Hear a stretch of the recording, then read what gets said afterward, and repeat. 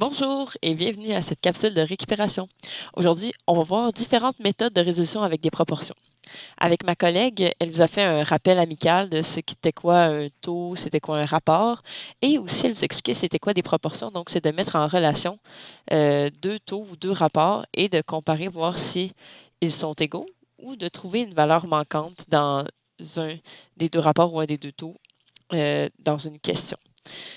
Donc, moi, je vais vous montrer comment constituer ça et je vais vous montrer différentes méthodes pour résoudre cela. Alors, admettons qu'on y va avec un premier exemple, avec quelque chose que vous avez déjà vu jadis, c'est-à-dire les boissons énergisantes. En classe, on vous avait posé des questions là-dessus.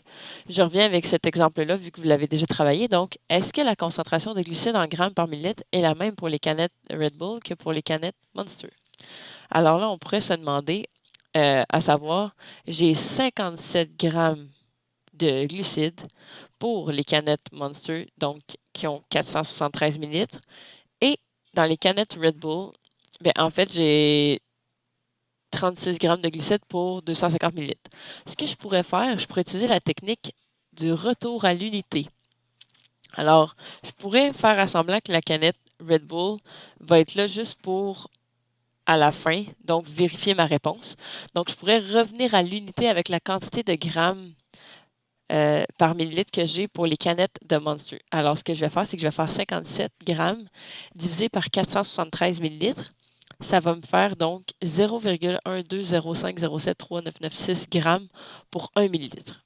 Une fois que j'aurai trouvé combien de grammes j'ai pour 1 millilitre dans la canette de Monster, je pourrai seulement faire multiplier par 250 millilitres. Ça va me donner donc la concentration en grammes, en fait la présence de 30,12689 environ, donc 30 grammes de glucides dans une canette de 250 millilitres de Monster.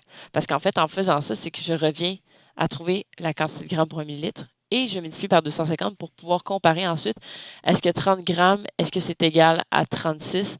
Non. Alors, dans la canette de Monster, ici, j'ai moins de glucides que dans la canette de Red Bull. Alors voilà, c'est une technique, c'est-à-dire le retour à l'unité, c'est-à-dire de diviser 57 par 473 millilitres pour ensuite multiplier par 250. Ensuite de ça, même question et même rapport. Là, ce que je vais utiliser, c'est le facteur de changement. Alors, je vais me demander, pour passer de 473 à 250, qu'est-ce que j'ai fait comme opération mathématique?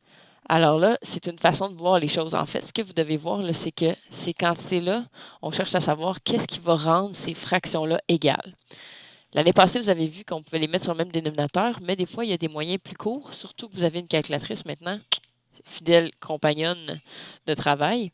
Donc, facteur de changement. Donc, ce qu'on va faire, c'est qu'on va diviser 473 par 250, ce qui va nous donner 1,892. Ça va être le facteur de changement. On va l'utiliser pour trouver la valeur manquante qui est ici. Donc, on déterminera la valeur manquante en se servant intelligemment. Je l'ai mis en gras, donc du facteur. Pourquoi je l'ai mis en gras? Attention, regardez bien.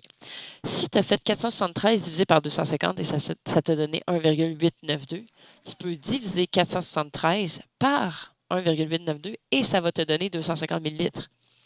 Ce que tu devras faire donc, c'est d'utiliser le 57 grammes et de diviser par le facteur de changement qui est ici et ça te donnera 30,12684989943 grammes. Ça ressemble à la réponse qu'on a obtenue à la diapositive précédente. Ben oui, c'est exactement la même réponse. Voici un exemple d'étourderie, donc une petite erreur que tu pourrais commettre peut-être si tu ne faisais pas attention. Regarde bien.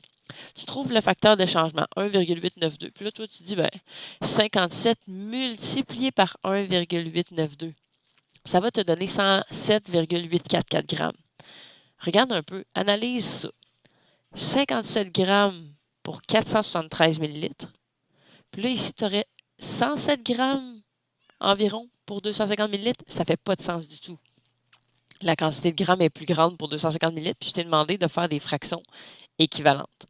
Donc là, ici, c'est pour ça des fois qu'on vous demande des fois de regarder et valider votre réponse. En fait, c'est de vous vérifier. Vérifier si votre réponse fait du sens. Dans ce cas-ci, avec ma petite erreur, là, ici, en multipliant au lieu de diviser, on voit que la réponse que j'obtiens ne fait pas de sens avec ce qui était donc établi au départ. Donc, c'est ça. Pour le facteur de changement, c'est ça, on trouve le facteur qui permet de passer de 473 à 250 ml.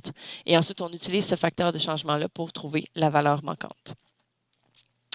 Prochaine méthode, il s'agit du coefficient de proportionnalité.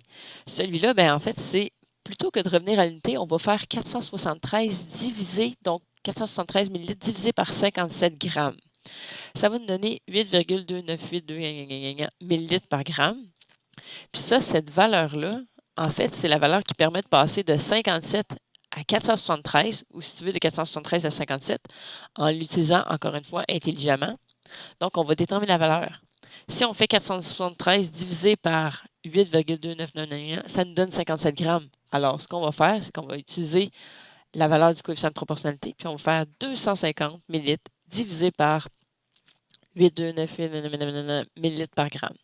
Ça va nous donner encore la réponse qu'on a obtenue précédemment, c'est-à-dire 30,1268. Alors, on est content. Attention, encore une fois, possibilité de faire une petite erreur, encore une fois, ce serait de faire 250 multiplié par 8,9. Puis là, vous allez dire, voyons, c'est sûr, je ne ferai pas cette erreur-là. Je l'ai déjà vu et il y a des élèves qui se sont vérifiés, qui m'ont dit, je me suis vérifié, madame, oui, j'ai tout fait ça. Puis là, oui, d'accord. Mais bref, sachez que on fait toujours attention. Donc, si vous multipliez, regardez le nombre que vous obtenez, là, 2074,56, blablabla. C'est un nombre immense et on voit que ça fait évidemment pas de sens. En plus, regardez les unités, on obtient des millilitres carrés divisés par des grammes, ce qui fait non plus pas de sens. Donc, ici, avec le coefficient de proportionnalité, c'est juste qu'on s'intéresse donc en colonne, ce qui permet de passer de 57 à 473. Donc, on trouve un facteur de 8. Fait qu'en divisant 250 par le facteur 8,299, on trouve évidemment 30,1268498943.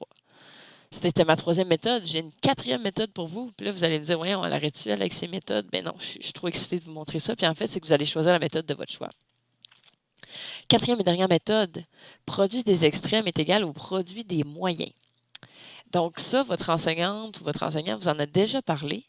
Qu'est-ce que c'est que ça? C'est qu'en fait, quand on a deux fractions qui sont égales, comme ceci, dans ce cas-ci, ce sont des taux. Quand on a des taux qui sont égaux, qu'on cherche à trouver des taux équivalents, on peut utiliser la méthode qui nous dit que lorsqu'on fait le produit des extrêmes, c'est égal au produit des moyens. Si je fais donc 250 ml multiplié par 57 grammes, ça va me donner une quantité qui va être la même que si je fais 473 ml multiplié par la quantité de grammes recherchée ici. Alors, je fais le produit que je connais, c'est-à-dire 250 multiplié par 57. Ça me fait 14 250 ml fois grammes.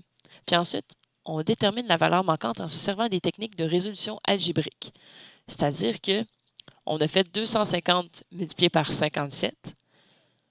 Et là, de l'autre côté, on a fait 473 multiplié par notre inconnu, point d'interrogation, ce qui nous fait 14 250 ml fois gramme est égal à 473 ml fois point d'interrogation, ou si vous voulez, vous pouvez remplacer ça par un X. En divisant les deux côtés de l'équation par 473 ml, vous allez obtenir 30,126849 grammes. Donc, la réponse attendue qu'on retrouve depuis tout à l'heure. Alors, voici 4 méthodes différentes qui nous permettent d'arriver vraiment à la valeur recherchée. C'est tout dépendant. Qu'est-ce que vous préférez utiliser? Ces 4 méthodes-là sont très bonnes. Pringle ta vie comme moi. Je ne sais pas si vous avez déjà entendu cette chanson-là, mais moi, je l'ai déjà entendue et je viens de la modifier juste pour vous. Alors, voilà des Pringles. On a-tu envie d'en manger en ce moment? Oui. Vous en avez peut-être mangé pendant votre relâche. Moi, je n'ai mangé. Oui, je me suis amusée à faire ça. Donc, voilà le prix pour la boîte de 148 grammes de Pringles, 2,39. Et voilà le prix pour la boîte de 194 grammes de Pringles, 2,99. Et là, je vous demande, et vous vous demandez aussi en magasin, est-ce que le 30% de plus est vraiment significativement intéressant rapport quantité-prix? Fait que là, ce que vous pouvez vous demander, c'est est-ce que 148 grammes qui me coûte 2,39, ça sera égal en fait à 194 grammes divisé par 2,99? En fait, ce que vous demandez, c'est est-ce que je suis gagnant d'acheter la boîte qui contient 148 14 grammes ou est-ce que je serais mieux d'acheter plusieurs boîtes à 148 grammes pour me permettre d'aller chercher un meilleur rapport quantité-prix?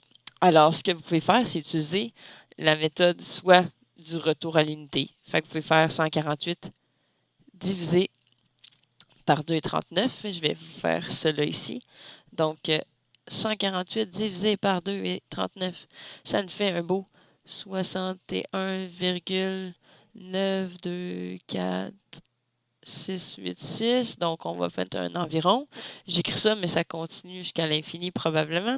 Et ensuite de ça, je vais faire 194 divisé par 2,99 et j'obtiens 64 environ. Donc, 64,8829, continue, 4,3, etc.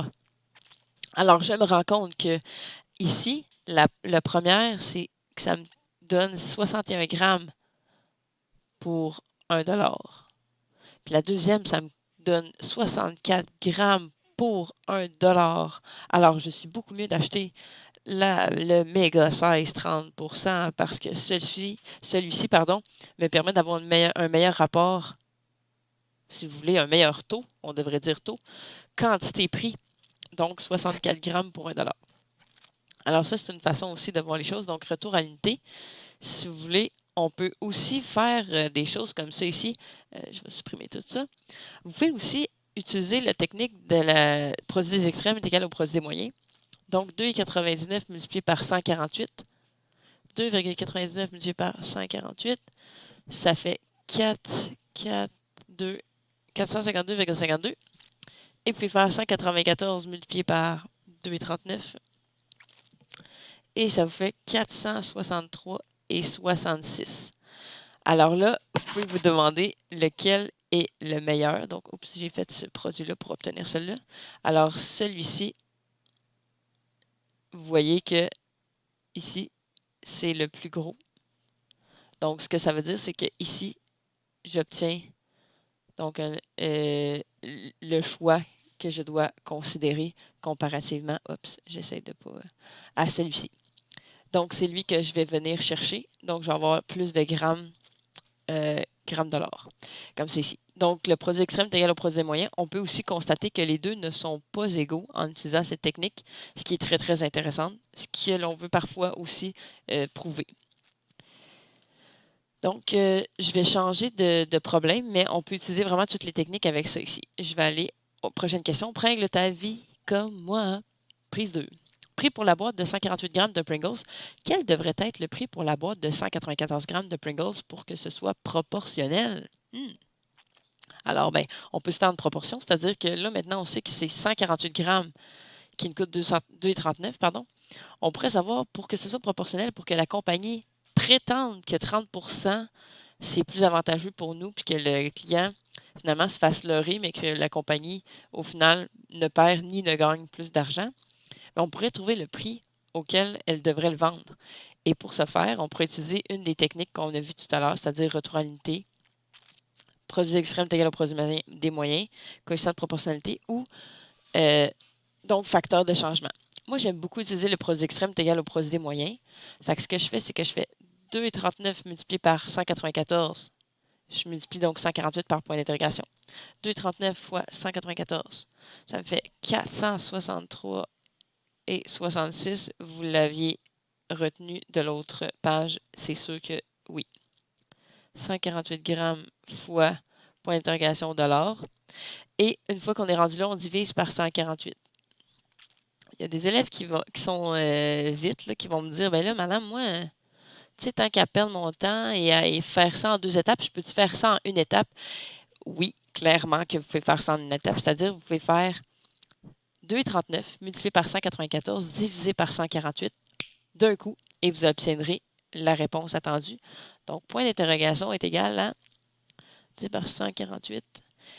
Vous devriez vendre le paquet de Pringles environ 3,13 $. Comme ça, vous ne perdriez ni ne gagneriez plus d'argent. Donc, de cette façon-là, on vendrait le 30% de plus à un prix qui serait proportionnellement intéressant.